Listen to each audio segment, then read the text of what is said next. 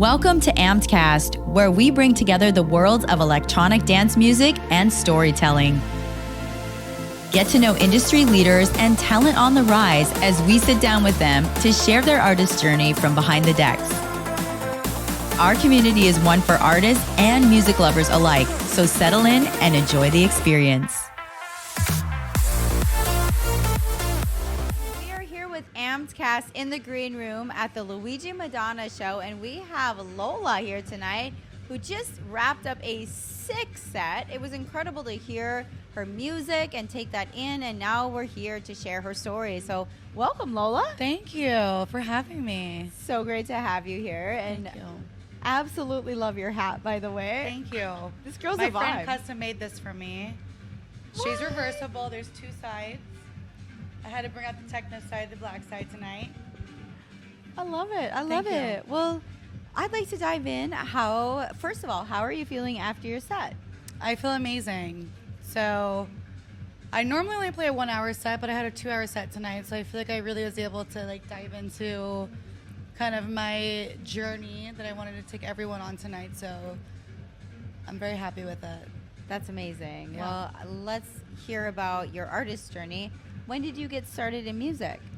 So I went into music full time about 3.5 years ago.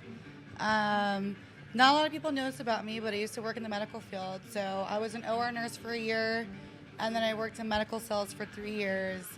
And then I kind of had this light bulb moment one day where I was like, I got the degree, I was making all the money, I did everything that society told me to do that was going to make me happy and give me a successful life, but behind closed doors I wasn't happy. I've always wanted to do music from a very young age, and I kind of woke up one day and was like, you know what, I want to move to Austin and I want to chase my dream, and that's kind of where my journey started. I moved to Austin right before COVID. About a month and a half before COVID, and then COVID hit, and I was like, oh my God, did I make the right decision? I just left my career, I left everything, and it really gave me time to kind of sit with everything and realize that this is the path that I want to go on.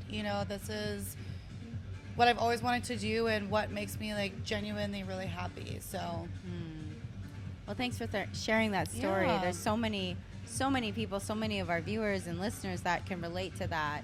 So I even ask you, as an artist, as you took that journey, went through those hard times, and still came through on the other side, what inspiring words would you have for a young up-and-coming artist who maybe is at that cusp?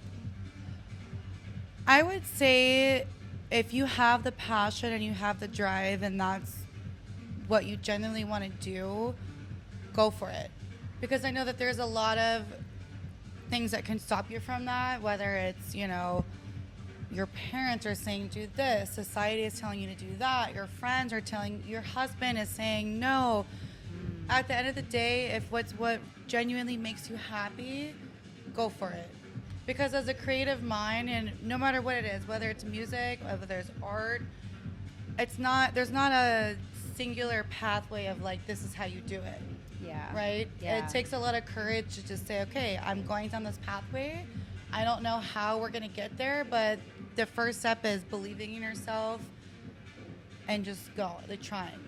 Definitely. Take that first step and just go. Just go for it. Yeah. That's powerful. Now, have you always been into techno? Is that how you started out, or is techno something you evolved to? So I actually started out mainly tech house.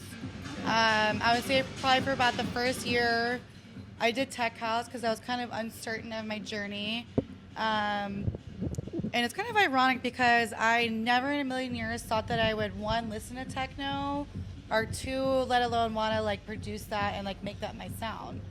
But I remember about a year into my journey, I was at an after party and someone was playing techno and they were like, we can go back to back. And I was like, okay. So I went ahead and tried it out, and that feeling that I had when I played it, I felt like I could explain my path and my journey and what I've been through through that type of music. It was kind of that aha moment, if that makes sense. 100%. Yeah. Now, what is something like someone who's just getting into techno as a listener and they're not quite sure of what techno is? How would you describe techno and the art of techno? That's a hard question. I would describe it as, so you have your different BPMs of music, right? Your house music is kind of a lower BPM. You have like your 124 to 127, and then your techno is a little bit like higher upbeat. You kind of go into like your 127 to 140, kind of depending on what range you're in. Mm-hmm. But I would describe it mostly as like a journey and a feeling that you have when you play it. Like a lot of techno music doesn't have lyrics.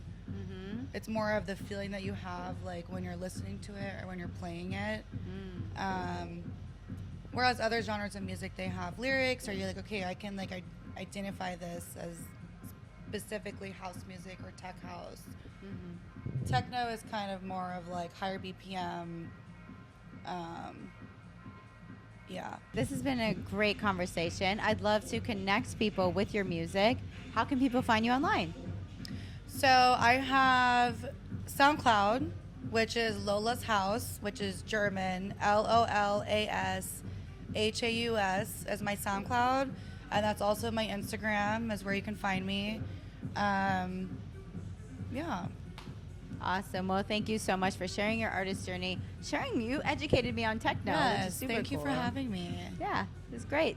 Again, thank you guys so much for tuning into Ampedcast, where we are covering artist journeys and sharing from in the green room, which is super fun, super high energy to catch the artists right after their sets or right before their sets. So thanks again, Lola. Thank you for having me.